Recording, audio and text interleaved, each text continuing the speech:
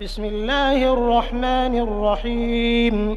إذا وقعت الواقعة ليس لوقعتها كاذبة خافضة رافعة. إذا رجت الأرض رجا وبست الجبال بسا فكانت هباء منبثا وكنتم أزواجا ثلاثة فأصحاب الميمنة ما أصحاب الميمنة وأصحاب المشأمة ما أصحاب المشأمة والسابقون السابقون أولئك المقربون في جنات النعيم. ثلة من الأولين وقليل من الآخرين على سرر موضونة متكئين عليها متقابلين يطوف عليهم ولدان مخلدون بأكواب وأباريق وكأس من معين لا يصدعون عنها ولا ينزفون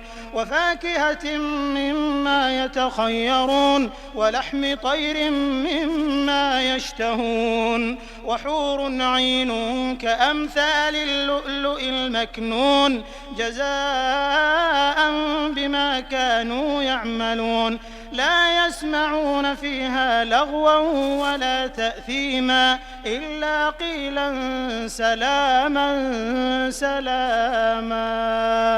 وأصحاب اليمين ما أصحاب اليمين في سدر مخضود وطلح منضود وظل ممدود وماء مسكوب وفاكهة كثيرة لا مقطوعة ولا ممنوعة وفرش مرفوعة إنا أنشأناهن إنشاء فجعلناهن أبكارا عربا أترابا لأصحاب اليمين. ثلة من الأولين وثلة من الآخرين. وأصحاب الشمال ما أصحاب الشمال في سموم وحميم وظل من يحموم لا بارد ولا كريم.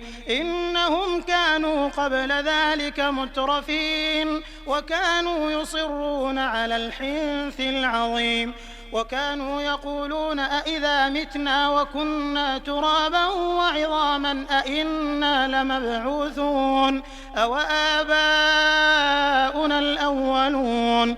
قل إن الأولين والآخرين لمجموعون إلى ميقات يوم معلوم. ثم إنكم أيها الضالون المكذبون لآكلون من شجر من زقوم فمالئون منها البطون فشاربون عليه من الحميم فشاربون شرب الهيم هذا نزلهم يوم الدين. نحن خلقناكم فلولا تصدقون.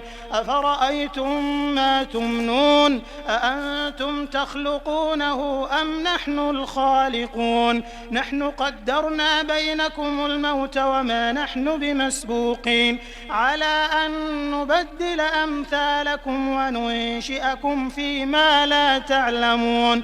ولقد علمتم النشأة الأولى فلولا تذكرون. أفرأيتم ما تحرثون أأنتم تزرعونه أم نحن الزارعون. لو نشاء لجعلناه حطاما فظلتم تفكهون. إنا لمغرمون بل نحن محرومون. أفرأيتم الماء الذي تشربون أأنتم أنزلتموه من المزن أم نحن المنزلون. لو نشاء جعلناه أجاجا فلولا تشكرون. أفرأيتم النار التي تورون أأنتم أنشأتم شجرتها أم نحن المنشئون. نحن جعلناها تذكرة ومتاعا للمقوين فسبح باسم ربك العظيم.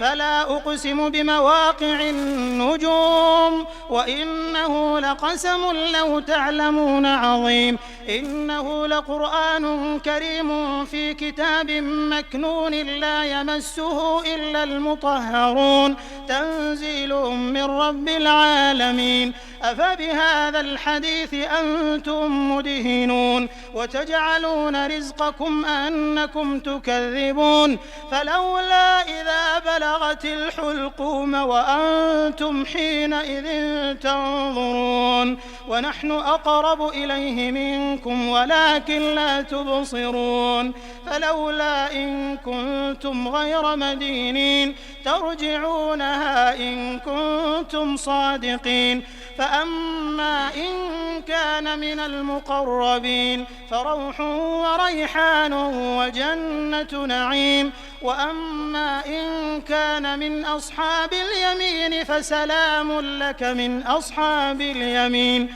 وأما إن كان من المكذبين الضالين